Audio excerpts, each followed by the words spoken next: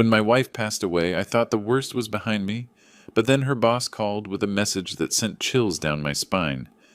Mr. Thatcher, come here now. I have something to show you. Don't tell your kids. You'll be in danger. I had no idea what he meant, but something in his voice told me this wasn't a conversation I could ignore. When I walked into his office that morning, I froze upon seeing who was waiting at the door. I'm glad you're here. Follow my story to the end and let me know what city you're watching from. I want to see how far this shocking truth has traveled. I never thought that after 45 years of marriage, I would feel like a stranger at my own wife's funeral. But there I was seated in the front pew at Phoenix Memorial Chapel, while my daughter Sky and son-in-law Axel handled every decision as if I didn't exist. Dad just let us handle everything. You're too emotional to think clearly. Sky told me that morning, her voice carrying a patronizing tone I'd grown to hate. Axel nodded beside her with fake concern. I stayed quiet because I didn't have the strength to fight. Bryn had died of a heart attack 3 days earlier, so suddenly I still couldn't process it. One moment she was drinking coffee talking about spring flowers for our garden. The next I found her collapsed in our kitchen. Massive cardiac failure, the paramedic said. At 72, I should have been prepared, but you're never ready to lose your life partner. Everyone approached Sky and Axel for condolences as if they were the primary mourners. I was just the fragile widower who needed protection from trauma. Grandpa is taking this very hard, I heard Sky whisper. We're handling everything. We don't want to burden him. Burden him. That word stung more than any condolence. Bryn never saw me as a burden, but since Sky married Axel 5 years ago, they spoke about me like I was becoming incompetent. During the service, something troubled me.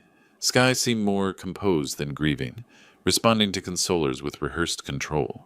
Axel kept checking his phone, glancing at his watch, like he had somewhere more important to be. After burial, people gathered at our Scottsdale home for reception. The house where Bryn and I lived 40 years suddenly felt foreign.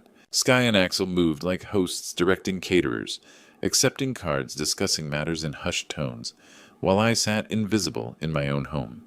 Dad, we've been talking, Sky said, settling across from me with that serious expression. You shouldn't stay in this house alone. It's too big and dangerous now. My blood ran cold. What are you talking about? There are wonderful senior living communities nearby, Axel added with his sales pitch voice. Places with people your age, activities, medical care on site.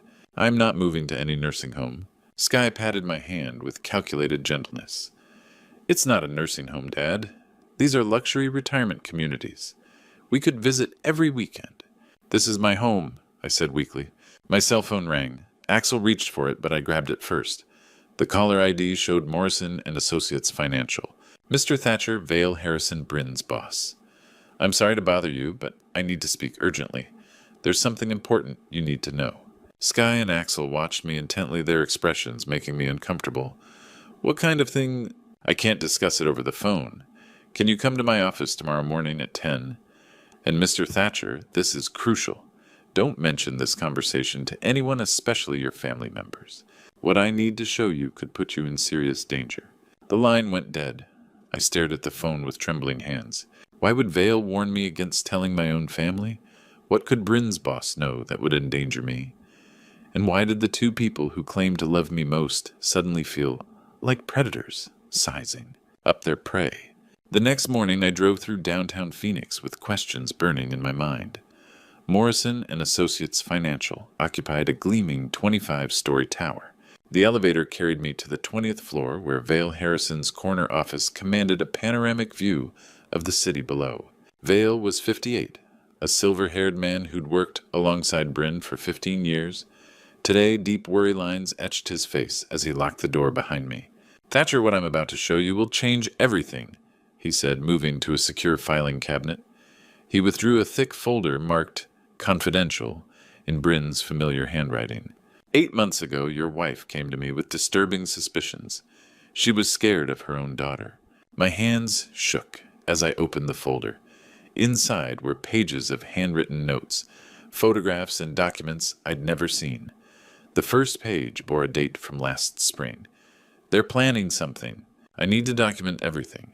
Bryn believed Sky and Axel were systematically preparing to control your life. Vale whispered. Financial manipulation on a massive scale. I stared at power of attorney documents with forged signatures. medical evaluations claiming I had cognitive decline signed by a doctor I'd never met, forms giving Sky complete control over my finances and medical decisions. I never signed these. Bryn knew that. She also knew they planned to use them anyway.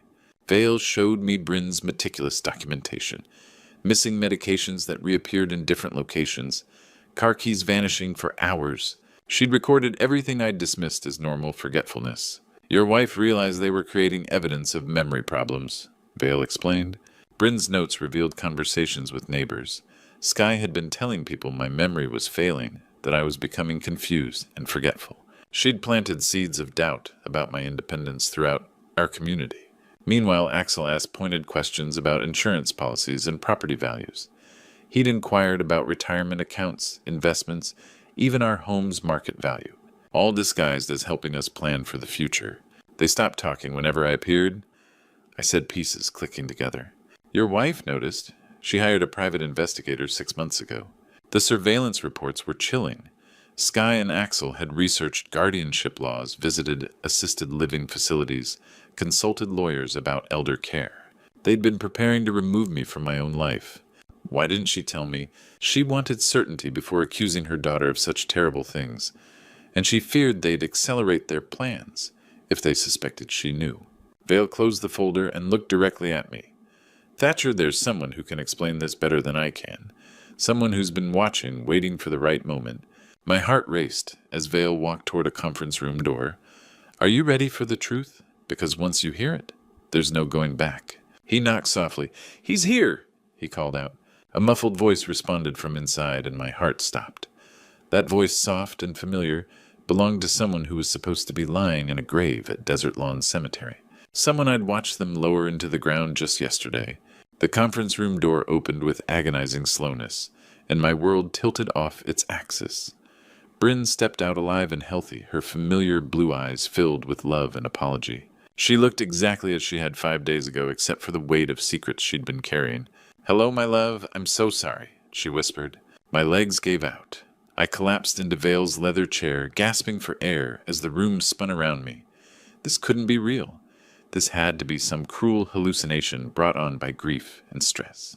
This isn't possible, I stammered, my voice barely audible. I buried you. I held your hand when you died. I watched them lower your casket into the ground. Bryn rushed to my side, her familiar touch grounding me in reality. These were her hands, warm and real, not the cold fingers I'd kissed goodbye at the funeral home.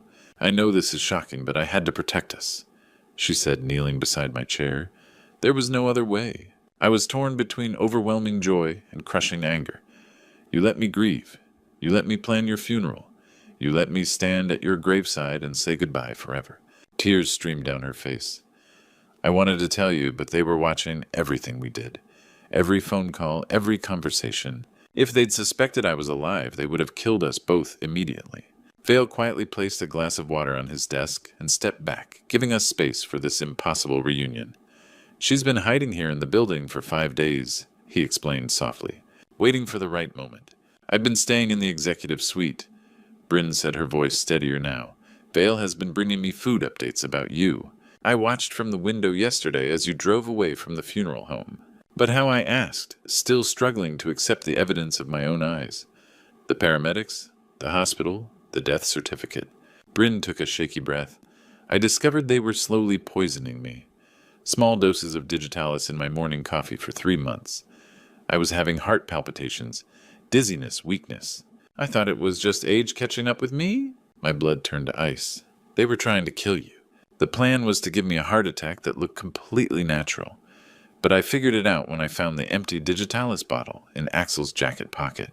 That's when I knew we were both in mortal danger. She explained how she'd reached out to her college roommate, Dr. Betty Pierce, who worked at Phoenix General Hospital.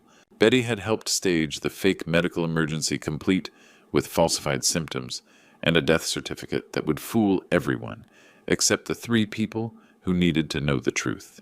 The funeral director, Marcus Torres, owed me a favor from when I helped his daughter get a scholarship. Bryn continued. He arranged for a weighted dummy in the casket. The closed casket ceremony was essential to the deception. I've been staying at Betty's cabin in Flagstaff when I wasn't here, she said, planning, documenting, gathering evidence with Vale and the private investigator. Vale opened another folder on his desk. Your wife has been working with us for months, Thatcher.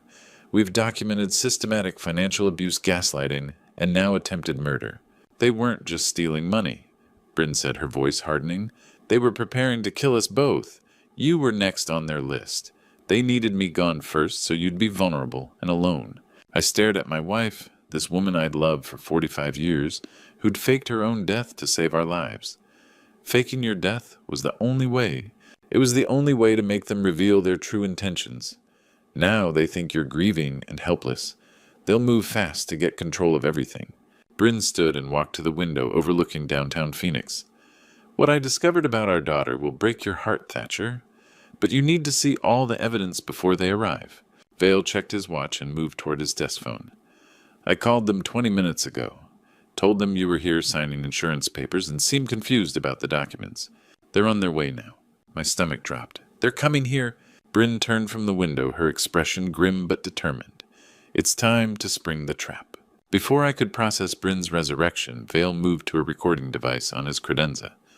What you're about to hear will destroy any illusions about your family. He pressed play, and Sky's voice filled the office with chilling clarity. Dad's getting suspicious. We need to move faster. Axel responded. The house is worth $750,000, plus his retirement accounts. Once we get power of attorney, we can liquidate everything, Sky continued coldly. What if he fights the competency evaluation? My daughter's laugh was devoid of warmth. He won't be a problem much longer, neither will Mom. My face went white hearing the casual way she discussed our deaths. This was my little girl whose scraped knees I'd bandaged, whose college tuition I'd paid. There are hours of these conversations, Bryn said softly. They've been planning this for over a year. Vale opened a laptop showing photographs that made my stomach lurch. Screenshots of Axel's online purchases, digitalis, tablets, syringes, medical reference books. Sky's internet searches, undetectable heart attack drugs. Symptoms of dementia in elderly patients. The plan was methodical and horrifying. Kill Bryn first with staged heart attack, then gradually poison me over months. Make it look like grief-induced cardiac failure. Life insurance payouts of $500,000 each, plus our house and retirement accounts. They had a 6-month timeline, Bryn explained. I was supposed to die in March. You were scheduled for August. They were literally counting days until our deaths. I whispered, staring at a calendar with dates circled in red ink. Vale pulled out bank statements that made me dizzy. They've opened 3 credit cards in your name, Thatcher. $45,000 in debt for luxury items you never purchased. Charges at high-end restaurants, designer stores, expensive jewelry. Axel had lost $180,000 at Desert Diamond Casino, while telling us they were struggling financially. Sky spent $30,000 on designer goods last month, Bryn added bitterly, while claiming they couldn't afford groceries. Forged signatures on loan applications looked remarkably like my handwriting. They'd been practicing their fraud while sitting at my dinner table. They've stolen over $85,000 from your accounts, Vale said, intercepting your bank statements for 8 months. The financial theft was nothing compared to systematic gaslighting. Vale showed me hidden camera footage of Sky moving my reading glasses, then acting concerned when I couldn't find them. Axel hiding my keys in the refrigerator, suggesting I was becoming forgetful. They canceled 6 medical appointments without telling you, Bryn said, then told Dr. Martinez you were unreliable. Security footage showed Sky talking to our neighbor, Mrs. Patterson, shaking her head sadly. Dad's having more bad days than good ones. We're worried about his safety. They'd been building a guardianship case, collecting statements from neighbors documenting manufactured incidents of confusion. Every stumble, every normal age-related forgetfulness had been weaponized against me. Vale's phone buzzed. His secretary's voice. Mr. Vale, your guests have arrived. Should I send them up? Bryn peered down at the street.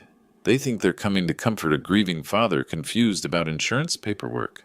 Instead, they're walking into their own confession, Vale added, activating a recording device. In the distance, elevator doors opened with a soft chime. As we heard footsteps approaching in the hallway, Bryn quickly moved toward the conference room. I need to stay hidden until the right moment, she whispered urgently. Let them dig their own graves first. Vale nodded and gestured for her to slip back into the adjoining room. We'll confront them with the evidence, then reveal you when they're completely trapped. The office door burst open and my daughter Sky strode in with Axel, close behind their faces a mixture of concern and barely concealed irritation. They'd clearly rushed here, probably expecting to find a confused old man signing away his rights. "Dad, what are you doing here? We've been looking everywhere for you," Skye said, her voice carrying that familiar tone of exaggerated worry she'd perfected over the years. Axel's eyes darted around the office suspiciously. "Mr. Vale, why did you call us here?" "You said something about insurance paperwork and Dad being confused." Vale remained seated behind his desk, his expression professionally neutral. "Your father wanted to discuss some financial matters. I thought it would be appropriate for family to be present." What they didn't know was that hidden cameras were rolling, recording every word, every expression, every telltale sign of guilt that would soon surface. I stood up slowly, my legs shaking, not from age, but from rage that had been building for months. "I know what you've been doing." Skye immediately shifted into her caretaker persona. "Dad, you're confused. This isn't the place for you right now. Let's go home and get you some rest." She moved toward me with those practiced gestures of concern, but I stepped back. Vale placed the thick evidence folder on his conference table with a deliberate thud that made both Skye and Axel flinch. Axel's eyes widened as he recognized some of the documents spilling out. Bank statements, credit card bills, photographs. His face went pale. "Whatever lies people have been telling you." "Dad, you can't believe them," Skye said quickly, but her voice had lost its confident edge. "These aren't lies," I said, my voice growing stronger with each word. "These are bank records, credit card statements, all in my name, all signed with forged versions of my signature." Vale methodically spread the evidence across his table like a prosecutor presenting his case. Credit card statements showing $45,000 in charges I'd never made. Gambling receipts from Desert Diamond Casino, totaling $180,000 in Axel's name. "We can explain those," Skye said desperately. "They were emergency expenses. Medical bills, home repairs, things you forgot about." I picked up a receipt and waved it in front of her face. $30,000 at Tiffany & Company is a medical emergency. Axel tried a different approach. "You don't understand the financial pressure we're under, Thatcher. We were trying to protect the family assets, make sure everything was secure for your future." That's when Vale played his ace. He pressed a button on his recording device and their own voices filled the room with crystal clarity. "He won't be a problem much longer, neither will Mom." The silence that followed was deafening. Both Skye and Axel went rigid, trapped by their own words echoing in the sterile office air. "That recording is taken out of context," Skye stammered, but the confidence had completely drained from her voice. "We were just discussing hypothetical scenarios," Axel added weakly. "Estate planning, you know. Everyone talks about inheritance planning." "Inheritance planning." I roared, finding strength I didn't know I still possessed. "You were planning to poison us. You already tried to kill your mother with a digitalis." Skye's mask finally slipped completely. "Dad, you're being paranoid and delusional. This is exactly what we've been trying to tell people about your mental state. You're not thinking clearly. Even caught red-handed, she was still trying to gaslight me, still trying to make me doubt my own reality." "Actually," a familiar voice said from behind them, "his mind is perfectly clear." The conference room door opened, and both Skye and Axel turned, probably expecting a lawyer or security guard. Instead, they saw something impossible, something that made Axel's face go white as paper. "What the hell?" he whispered. Skye's scream pierced the air, raw and primal, the sound of someone watching their carefully constructed world collapse in real time. The color drained from both their faces as they stared at Bryn in complete disbelief. Axel stumbled backward, his mouth opening and closing like a fish gasping for air. "This is impossible," he whispered, his voice cracking. "We saw you die. I watched the paramedics work on you." Skye was shaking her head violently as if she could make this nightmare disappear through sheer denial. "The funeral, the burial, the death certificate. This can't be real." Bryn stepped fully into the room, her expression cold as winter steel. "Disappointed I'm not actually dead. Sorry to ruin your inheritance timeline. Mom," Skye stammered, trying desperately to regain control of the situation. "We can explain everything. This is all a terrible misunderstanding. Explain how you poisoned my coffee for months." Bryn's voice cut through the air like a blade. "Explain the digitalis you bought online. Explain how you plan to make my husband's death look like grief-induced cardiac failure. Faced with overwhelming evidence and the impossible sight of their supposedly dead victim, Axel cracked first. The weight of months of deception and guilt came crashing down on him. It wasn't supposed to go this far. He blurted out, tears streaming down his face. The gambling debts, they were threatening to break my legs. We were desperate. Shut up, Axel, Sky hissed. Don't say anything else. But the dam had broken. They already know everything, Axel shouted back at her. The recordings, the bank statements, the poison purchases. We're finished. He turned to us with wild eyes. The casino loans, they had interest rates that were killing us. We owed money to people who don't accept late payments. We thought if we could just get access to your accounts temporarily. Temporarily? Bryn laughed bitterly. By murdering us. Sky finally snapped her mask of false concern, completely shattered. We just needed you both out of the way. The money was going to be ours eventually anyway. You're both old. You don't need all that wealth just sitting in accounts. The cold calculation in her voice was more chilling than any scream. Vale had quietly pressed a button under his desk during the confrontation.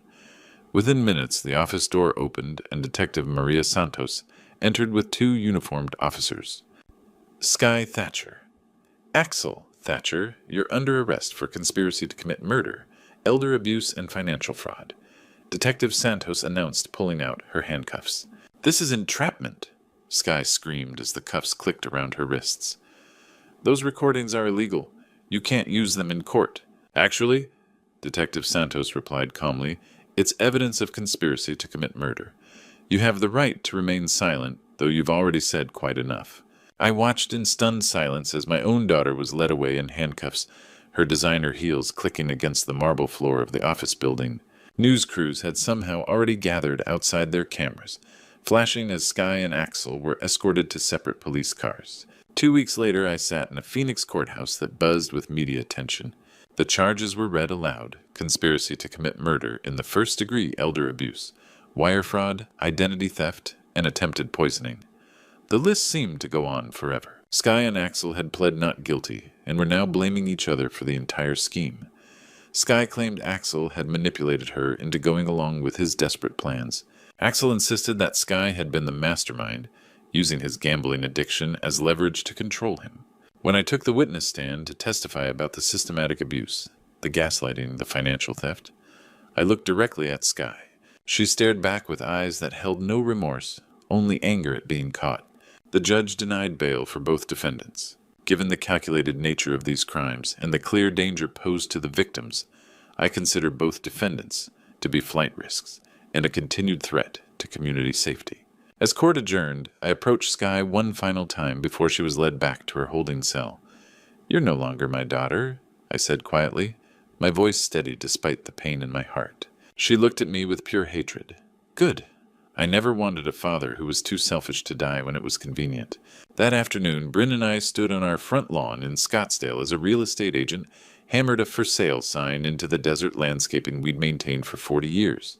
We can't stay here with all these memories, I said, watching our neighbors peek through their curtains at the spectacle our lives had become. Bryn took my hand and squeezed it gently. I know the perfect place for a fresh start. 6 months later, I sat on the wooden porch of our small adobe house in Sedona, watching the morning sun paint the Red Rock Mountains in shades of gold and crimson. The silence here wasn't the oppressive quiet of grief and suspicion that had filled our Scottsdale home. This was the peaceful silence of safety and genuine contentment. Bryn emerged from our kitchen carrying 2 steaming mugs of coffee, her face glowing with a happiness I hadn't seen in years. Her garden was already blooming despite the desert climate, testament to her determination to create beauty wherever we planted our roots. Clay and Belle invited us for dinner tonight, she said, settling into the chair beside me.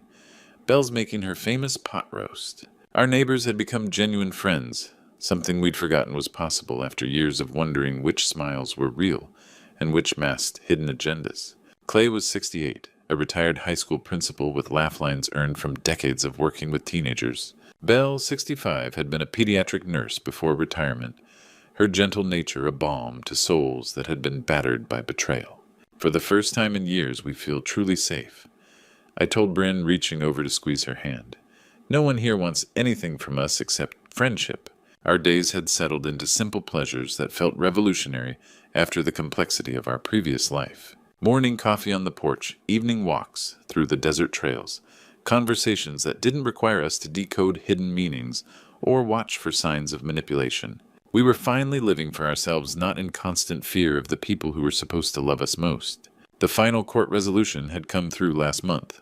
Skye received 4 years in state prison for attempted murder conspiracy, elder abuse, and fraud. Axel got 6 years for the same charges plus additional counts related to his gambling debts and money laundering. They'd divorced while awaiting sentencing, each blaming the other in bitter court filings that made headlines in the Phoenix newspapers. The judge had ordered restitution of $120,000, though we knew we'd likely never see most of that money. The district attorney had called it the most calculated elder abuse case in county history. While the judge's final words still echoed in my mind, "Your betrayal of parental trust is beyond comprehension." What surprised me most was how quickly we'd found community among other survivors. Clay had shared his own painful story during one of our early conversations. "We cut ties with our son 8 years ago," he'd told us over dinner. "Drug addiction, constant stealing manipulation that nearly destroyed our marriage." Belle had nodded sadly. He'd show up crying, promising he'd changed, begging for just one more chance. We gave him dozens of chances before we realized we were enabling his destruction of our family. "It was the hardest decision we ever made," Clay continued, "but it saved our marriage and probably our lives. Some people choose paths you simply can't follow, no matter how much you love them." I'd found myself opening up in ways I never expected. I never thought I'd have to choose between my child and my life. But some people become so toxic that loving them means destroying yourself. We'd started attending a support group for elder abuse survivors, meeting other parents who'd been victimized by their own children. The stories were heartbreakingly similar: financial theft, emotional manipulation, systematic campaigns to isolate and control elderly parents for monetary gain. During quiet moments like these, I often reflected on the journey that had brought us here, and I spent 35 years raising her with love, teaching her right from wrong, trying to be the best father I could be, I said to Bryn. Never imagined she'd repay that by planning our murders. Bryn's expression was thoughtful as she watched a roadrunner dart between the desert plants. We did everything right as parents, Thatcher. We loved her, supported her, gave her every opportunity to become a good person. Sometimes good parents still raise children who choose evil, I said. It's not our failure, it's theirs. The mail truck's engine broke the morning quiet, and our carrier waved as he approached with the day's delivery. Most of our mail now consisted of utility bills and gardening catalogs, a refreshing change from the legal documents and court notices that had dominated our lives for months. But today was different. Among the routine correspondence was an envelope that made my blood run cold. The return address read Arizona State Prison, with Skye's name printed in the corner. I stared at the letter, my hands trembling slightly. Bryn noticed immediately. "You don't have to read it," she said gently, her voice carrying the same protective tone she'd used when shielding me from painful truths in the past. I turned the envelope over in my hands, feeling its weight. But maybe I should know what she has to say. I opened the envelope with trembling fingers, Bryn watching quietly from her chair as I unfolded the handwritten pages. Skye's familiar handwriting looked smaller, somehow less confident, than the bold signature she'd once used to forge my name on financial documents. "Dear Dad, I know you probably never want to see me again, and I understand why. Prison has given me time to think about what I became, and I'm horrified by the person staring back at me in the mirror." I continued reading, my emotions swinging between hope and skepticism with each sentence. "The therapy sessions here are helping me understand the depth of my selfishness and cruelty. I've been diagnosed with antisocial personality disorder, but that's not an excuse for what I did to you and Mom. Mental illness doesn't make someone evil. I chose greed over family money, over love and convenience, over human decency." The letter went on for 3 pages, each paragraph revealing more self-awareness than I'd ever heard from my daughter in 35 years. "Axel didn't force me into this conspiracy. I want to be clear about that, even though we're blaming each other in court. I made my own evil choices. I destroyed everything good in my life, betrayed the 2 people who loved me most, all for $750,000 that I'll never see now anyway." Her final paragraph was the most surprising. "I'm not asking for forgiveness because I don't deserve it. I'm not asking you to visit or write back. I just wanted you to know that I understand what I am now, and I understand why you had to cut me out of your life to survive." I set the letter down and stared out at the red rocks. My mind flooded with memories. Part of me remembered the little girl I'd raised with such hope and love. Bedtime stories where I'd done different voices for all the characters, teaching her to ride her bicycle in our Scottsdale driveway, running alongside her until she found her balance. Her high school graduation, where she'd hugged me tight and whispered, "Thanks for believing in me, Dad." But those memories were now overshadowed by darker ones. Her cold voice saying we needed to get out of the way. Her calculated manipulation of neighbors and friends. The digitalis she'd used to slowly poison her own mother. "What does your heart tell you?" Bryn asked, gently recognizing the war playing out across my face. "My heart tells me she chose to become a stranger," I said finally. "The daughter I loved died the day she decided our deaths were worth more than our lives." Without another word, I tore the letter into small pieces and let the desert wind scatter them across our garden. Some relationships simply cannot survive attempted murder, regardless of blood ties or shared history. I gave her 35 years of unconditional love. I said, watching the paper fragments disappear among Bryn's flowers. She repaid it by planning our deaths for money. That's not mental illness or temporary desperation. That's evil, pure and simple. Bryn reached over and took my hand. "Are you at peace with this decision?" "Yes," I said, surprised by how certain I felt. "I'm done being her victim." Over these past months, I've learned lessons I never expected to need at 72 years old. I learned that family is about loyalty and love, not just shared DNA. Clay and Belle have shown us more genuine care in 6 months than Sky demonstrated in years. I learned that sometimes the people closest to you are the most dangerous because they know exactly how to exploit your love and trust. But I also learned that you don't have to let them destroy your life in the name of family obligation. Bryn and I are 72 and 68 years old, and for the first time in years, we are genuinely free to be happy. We're not walking on eggshells, not second-guessing our own memories, not wondering which family members are plotting against us. We're just living simply and peacefully surrounded by people who actually care about our well-being. Looking back on this true story, I realize how blessed I am that God gave me the strength to survive my own daughter's betrayal. If you're watching these grandpa stories and recognizing similar warning signs in your own family, please don't make the same mistakes I did. Don't ignore the red flags when adult children suddenly become overly concerned about your declining health.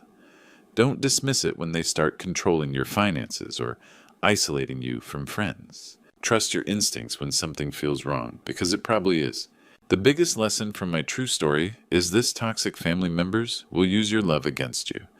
They'll exploit your parental guilt, your desire to help, and your natural trust in blood relatives. But God didn't put us on this earth to be victims of our own children's greed. I spent months doubting my own memory, questioning my own judgment, because I couldn't believe my daughter would hurt me. Don't let anyone gaslight you into thinking you're losing your mind when you're actually being systematically abused. These grandpa stories aren't just entertainment, they're warnings. Elder abuse by family members is more common than most people realize. If you're experiencing financial manipulation, emotional abuse, or threats from relatives, reach out for help. Contact Adult Protective Services, talk to trusted friends, or call the Elder Abuse Hotline. Most importantly, remember that cutting toxic people out of your life isn't unforgiving. It's survival. God wants us to love ourselves enough to protect our own well-being. You don't owe anyone access to your life, your money, or your peace of mind, not even your own children. Trust in God's plan for your safety and happiness. He'll give you the wisdom to recognize danger and the courage to act on it. If this true story opened your eyes or touched your heart, please hit that like button and share it with someone who needs to hear this message. Subscribe to our channel for more real-life grandpa stories that could save your life or the life of someone you love. Your engagement helps these important stories reach people who desperately need them. Thank you for being part of our community.